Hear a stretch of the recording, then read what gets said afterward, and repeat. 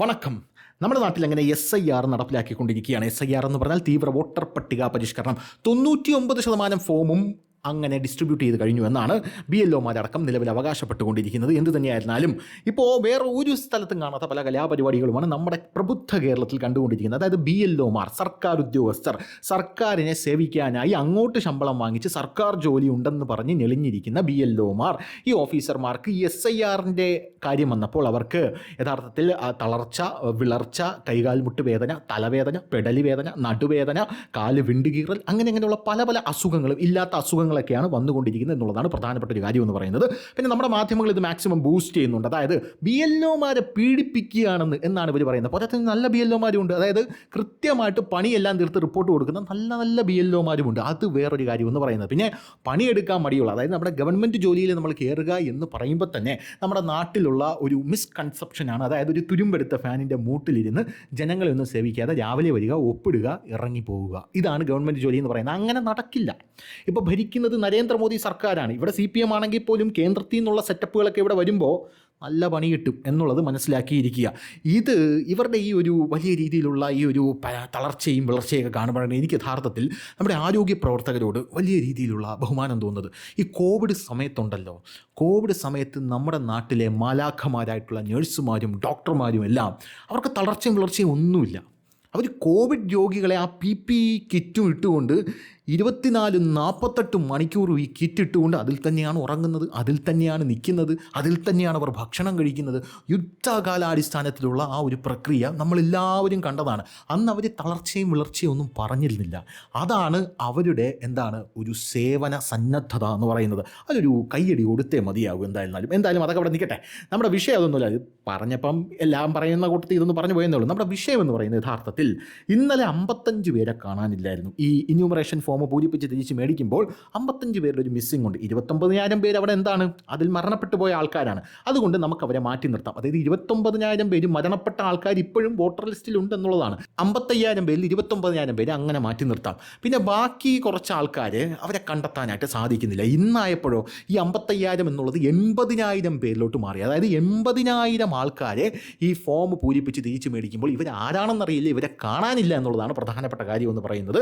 ഇപ്പോൾ നമ്മുടെ ഇലക്ഷൻ കമ്മീഷനും മറ്റ് SIRൻ്റെ പ്രക്രിയ നടത്തുന്ന ആൾക്കാരുമെല്ലാം പ്രധാനമായിട്ടും പറയുന്നത് ഒന്നെങ്കിൽ ഇവർ വീട് മാറി മറ്റുള്ള സ്ഥലങ്ങളിലേക്ക് പോയ ആൾക്കാരായിരിക്കാം. അതുകൊണ്ടായിരിക്കും ഇവരെ കണ്ടുകിട്ടാത്തത് എന്നുള്ളതാണ് പ്രധാനപ്പെട്ട കാര്യം.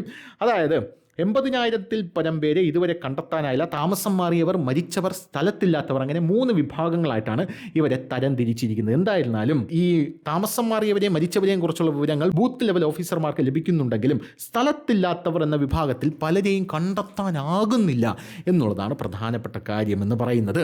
ഇതിൻ്റെ കൂടെ നമ്മൾ ചേർത്ത് വായിക്കേണ്ട വേറൊരു വാർത്ത കൂടെയുണ്ട്. ഇപ്പോൾ ബംഗ്ലാദേശിലോട്ട് ചാടിപ്പോകുന്ന, അതായത് അവിടെ നിന്ന് ഇങ്ങോട്ടേക്ക് വരാനായിട്ട് നല്ല സുഖമായിരുന്നല്ലോ, ഇപ്പോൾ ബംഗ്ലാദേശിൽ നിന്ന് ചാടിപ്പോകുന്ന ബംഗ്ലാദേശികളുടെ എണ്ണത്തിൽ ഗണ്യമായ വർധനവ് വന്നിട്ടുണ്ട് എന്നാണ് BSF അടക്കം റിപ്പോർട്ട് ചെയ്യുന്നത്. പക്ഷേ BSF അങ്ങനെ വെറുതെ ഒന്നും അവരെ വിടുന്നില്ല എന്ന് നമ്മൾ ആലോചിക്കണം. ഇവരിൽ ഭീകരവാദികളുണ്ടോ, ഇവരിൽ കള്ളന്മാരും കൊലപാതകികളുമുണ്ടോ എന്ന് കൃത്യമായി പരിശോധിച്ച ശേഷമാണ് ഈ കണ്ടാന്തരം പിടിച്ചവന്മാരെല്ലാം അങ്ങോട്ടേക്ക് കടത്തിവിടുന്നത് എന്നുള്ളത് വേറൊരു കാര്യം. ഈ സമയത്ത് നമുക്ക് ഇന്ത്യക്ക് എന്താണ് ചെയ്യാൻ സാധിക്കുന്നത്? അതായത് ബംഗ്ലാദേശ് പ്രശ്നം ഉണ്ടാക്കാൻ പാടില്ലല്ലോ, ബംഗ്ലാദേശ് എന്ത് ചെയ്യാൻ പാടില്ല, അവരെ ഇങ്ങോട്ട് കടത്തിവിടരുത് എന്ന് ബംഗ്ലാദേശിലുള്ള അതിർത്തി കാക്കുന്ന സേനയോട് പറയാനായിട്ട് പാടില്ല. അതുകൊണ്ട് ഈ ബംഗ്ലാദേശിലുള്ള അതിർത്തി കാക്കുന്ന സേനയൊക്കെ എന്ത് ചെയ്യണം? നമ്മളവരെ എന്ത് ചെയ്യണം? നമ്മളവരെ ഒരു പണി കൊടുത്ത് മാറ്റി നിർത്തേണ്ടത് നമ്മുടെ കൂടെ ആവശ്യമാണല്ലോ. അതുകൊണ്ട് തന്നെ ഈ സമയത്ത് ബംഗ്ലാദേശിൽ ഒരു മൊട്ടം കലാപം അങ്ങോട്ട് തുടങ്ങി. ഇന്ത്യയൊന്നുമല്ല എൻ്റെ പിന്നിലോ, അങ്ങനെയൊന്നും വിചാരിക്കരുത്. എങ്ങനെയോ തുടങ്ങിയതിൻ്റെ പേരിൽ ഇപ്പോൾ എല്ലാ പോലീസുകാരും കൂടെ കൊണ്ടുപിടിച്ചുകൊണ്ട് അങ്ങോട്ടേക്ക് പോയിരിക്കുകയാണ്. നമുക്കറിയാമല്ലോ, ഈ വാളയാർ പരമശിവൻ സ്പിരിറ്റ് കടത്തുമ്പോൾ വാളയാർ പരമശിവത്തിൻ്റെ സഹോദരനോട് പറയും, സഹോദരൻ പോലീസാണല്ലോ, സഹോദരനോട് പറയും കൃത്യം 10 മണിക്ക് എൻ്റെ സ്പിരിറ്റ് കടന്നു പോകും.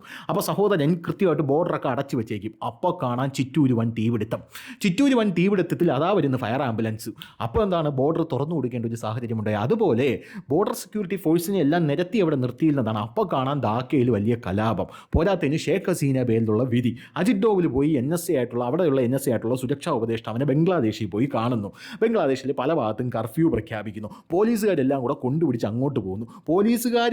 പോലീസുകാർ പിന്നെയും സഹിക്കാം, പക്ഷേ പോലീസും പോലെ ഇനി പട്ടാളം നിയന്ത്രിക്കേണ്ട അവസ്ഥ വരുന്ന പട്ടാളവും അവിടെ പോയി ഇറങ്ങുന്നു. ബംഗ്ലാദേശിൻ്റെ അതിർത്തിയിൽ വലിയ ശ്രദ്ധ കൊടുക്കാനായിട്ട് അവിടെയുള്ള ഗവൺമെൻറ്റിന് ലീഗിന് കഴിയുന്നില്ല. കാരണം വാ തുറക്കാൻ പറ്റില്ല. വേറെ നിർത്തി വോളിബോൾ കളിയില്ലേ കലാപകാരികൾ.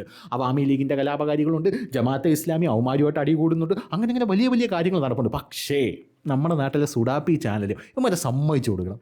യവന്മാർ ഇതൊക്കെ മനസ്സിലാക്കിയിട്ട് നരേന്ദ്രമോദിയാണ് ഇതൊക്കെ ചെയ്യുന്നത് ബംഗ്ലാദേശിൽ എന്ന് വച്ച് കീച്ചിട്ടുണ്ട്. അത് വേറെ കാര്യം. പക്ഷേ മോദി എങ്ങനെയെന്തോ ഇതൊക്കെ എനിക്കറിഞ്ഞൂടെ ഇതൊക്കെ എങ്ങനെ നടക്കുന്നത്. പക്ഷേ ഇങ്ങനെയൊക്കെ നടന്നു പോയി, ആക്സിഡൻ്റലി നടക്കുന്നു.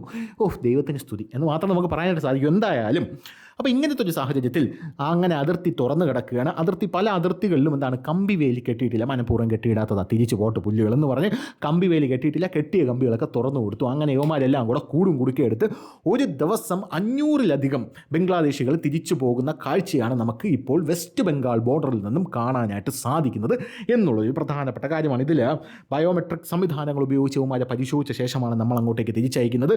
നേരത്തെ യുവമാർ കൊന്നാലും പോകില്ല എന്ന് പറഞ്ഞുകൊണ്ട് നടന്ന ടീമാണ്. അതായത് ഒരു തുള്ളി ചോര പിടിക്കാതെ നമ്മുടെ രാജ്യത്തൊരു വലിയ കലാപമുണ്ടായി, കലാപകലുഷിതമാകേണ്ട ഒരു സംഭവമായിരുന്നത്. അതായത് ബംഗ്ലാദേശികളെയൊക്കെ പിടിച്ച് ഇവിടെ നിന്ന് പുറത്താക്കുമ്പോൾ സ്വാഭാവികമായിട്ടും ഇവിടെയുള്ള മതമൗലികവാദ സംഘടനകളൊക്കെ തെരുവിലിറങ്ങി യുവമാർ എന്ത് പറയും? ഇവർ ബംഗ്ലാദേശികളല്ല, ഇവർ നമ്മുടെ ആൾക്കാരാണെന്ന് പറയുന്ന ഒരു സാഹചര്യം ഉണ്ടാവും.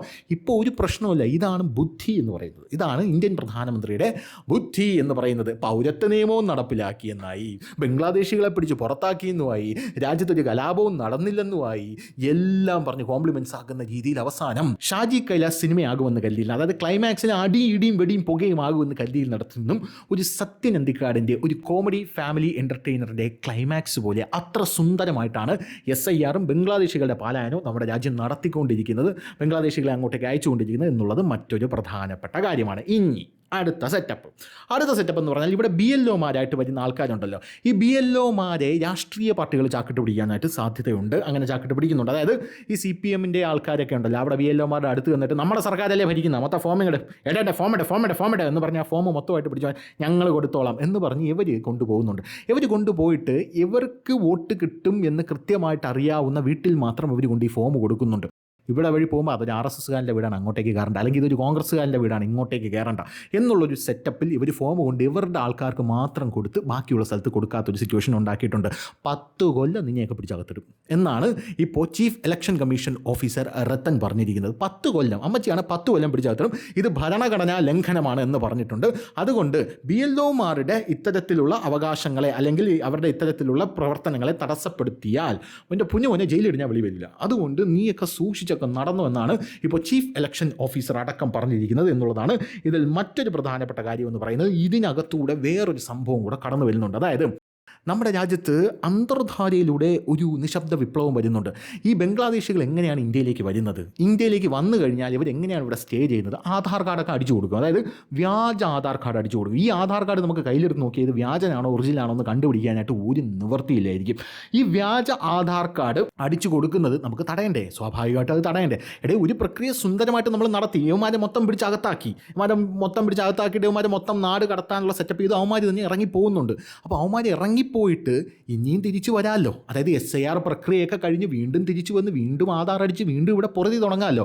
അവിടെയാണ് അടുത്ത പണി എന്ന് പറയുന്നത്. അവിടുത്തെ പണി എന്ന് പറഞ്ഞാൽ ഇനി മുതൽ നമ്മുടെ ആധാർ കാർഡിൽ ഒരു വലിയ മാറ്റം വരാൻ പോകുന്നുണ്ട്. ഇനി നമ്മുടെ ഒരു ഫോട്ടോയും ഒരു QR കോഡും ആധാറിൽ കാണും. അതായത് എനിക്ക് ആരുടെ ആധാർ കിട്ടിയാലും, അതായത് ഇവിടെയുള്ള ഏത് സാധാരണ പൗരനും ഏതവൻ്റെ ആധാർ കിട്ടിയാലും ആ QR കോഡ് നമ്മുടെ ഫോണിൽ തന്നെ സ്കാൻ ചെയ്ത് നേരെ UIDAI എന്ന് പറയുന്ന സൈറ്റിലോട്ട് പോയി ആ സൈറ്റിൽ കൃത്യമായിട്ട് ഇത് ആരാണ്, ഏതാണ്, എന്താണ്, ഇത് ഒറിജിനലാണോ ഡ്യൂപ്ലിക്കേറ്റ് ആണോ എന്ന് പോലും അറിയാനുള്ള സെറ്റപ്പാണ് ഇപ്പോൾ കൊണ്ടുവരുന്നത്. അപ്പോൾ ഇനി ആധാറിലും തിരിമറി നടക്കില്ല. ആ QR കോഡ് യുവമാരെ അടിക്കും എന്ന് പറയുന്നുണ്ട്. നീയൊക്കെ കിളക്കും എന്നേ മാത്രമേ പറയാനായിട്ടുള്ളൂ. അപ്പോൾ അങ്ങനെ ഒരു സെറ്റപ്പും കൂടെ വരുന്നുണ്ട്. അപ്പോൾ ആ ഒരു ഭാഗം കൂടെ കംപ്ലീറ്റ് ആയിട്ട് ക്ലിയർ ആക്കിയിട്ടാണ് നമ്മുടെ രാജ്യം ഇങ്ങനെ മുന്നോട്ട് പൊക്കോണ്ടേക്ക് ഇരിക്കുന്നത്. ഇതിൻ്റെ ഇടയിൽ ചില കമ്മ്യൂണിസ്റ്റ് ബുദ്ധിജീവികളൊക്കെ ഇൻസ്റ്റാഗ്രാമിൽ കിടന്ന് നരേന്ദ്രമോദി എന്നൊക്കെ പറഞ്ഞുകൊണ്ട് അവിടെ 10 ദളിതനെ അടിച്ചു കൊന്നു, ഇവിടെ 10 ദളിതനെ അടിച്ചു കൊന്നു, ബീഫ് കൊന്നു, ശൂലം ഭ്രൂണം ഗർഭിണി എന്നൊക്കെ പറയുന്നുണ്ട്. പഴയ കരൺ ഥാപ്പറിൻ്റെ ഇൻ്റർവ്യൂ ഒക്കെ എടുത്തുകൊണ്ട് വരുന്നുണ്ട്. അങ്ങനെയായിരുന്നു മോദി. പക്ഷേ മോദി ഇപ്പോൾ ഇങ്ങനെ വളർന്നുപോയി.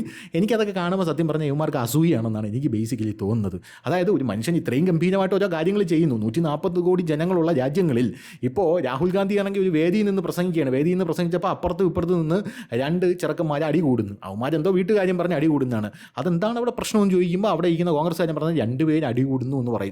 അപ്പോൾ ഉടനെ രാഹുൽ ഗാന്ധി ആ ജനക്കൂട്ടത്തെ നോക്കി പറയും, ദേഖോ, കണ്ടോ, BJP ഇവരെയും തമ്മിലടിപ്പിച്ചു എന്ന് പറയുന്ന ഒരു സാഹചര്യമുണ്ട്. അപ്പോൾ അങ്ങനെ 140 കോടി ജനങ്ങളുടെ വീട്ടിൽ എന്ത് പ്രശ്നം ഉണ്ടായിരുന്നാലും ഇപ്പോൾ ജിജി മേരിയു എന്ന് പറയുന്ന ഒരു ടീം നടപ്പുണ്ടല്ലോ, അതായത് ഭർത്താവ് എന്തോ പറഞ്ഞപ്പോൾ സെറ്റോ ബോക്സ് തൂക്കി ഭർത്താവിൻ്റെ മണ്ടാങ്കുളം അടിച്ച് പൊളിച്ച ആ ഒരു സെറ്റപ്പ് ഉണ്ടല്ലോ, അങ്ങനെ ആ ഒരു സെറ്റപ്പ് വന്നാലും അത് നരേന്ദ്രമോദിയുടെ തലയെ കൊണ്ടിടുന്ന ഒരു സെറ്റപ്പാണ് ഇപ്പോൾ പല ആൾക്കാരും സ്വീകരിക്കുന്നത്. അപ്പോൾ അസൂയയ്ക്കും കഷണ്ടിക്കും മരുന്നില്ല എന്നുകൂടെ പറഞ്ഞുകൊണ്ട് നമുക്കിത് നിർത്താം. എന്ത് തന്നെയായിരുന്നാലും അടുത്ത തിരഞ്ഞെടുപ്പിലും, അതായത് ഇനി നരേന്ദ്രമോദി വരാൻ പോകുന്ന 2034 ഇനി അടുത്ത തിരഞ്ഞെടുപ്പ് വരാൻ പോകുമ്പോൾ ഇപ്പോൾ വരുന്ന ഒരു സർവേ റിപ്പോർട്ട് പ്രകാരം 400 സീറ്റ് ഈ നിൽക്കുന്ന ലെവലിലാണെങ്കിൽ മോദി പുഷ്പം പോലെ നേടുമെന്നാണ് പറഞ്ഞുകൊണ്ടിരിക്കുന്നത്. എനിക്കിത് സഹിക്കാൻ വയ്യേ എൻ്റെ ആറ്റുകാൽ ഭാസ്കര. അങ്ങനെ ഒരു ദൈവമുണ്ടോ? ഇല്ല. ഈ അവസരത്തിൽ ഇല്ലാത്ത ദൈവത്തെയും വിളിച്ചു പോകും എന്നായിരിക്കും ഇപ്പോൾ പല കമ്മികളും ചിന്തിക്കുന്നത്. അപ്പോൾ ശരി.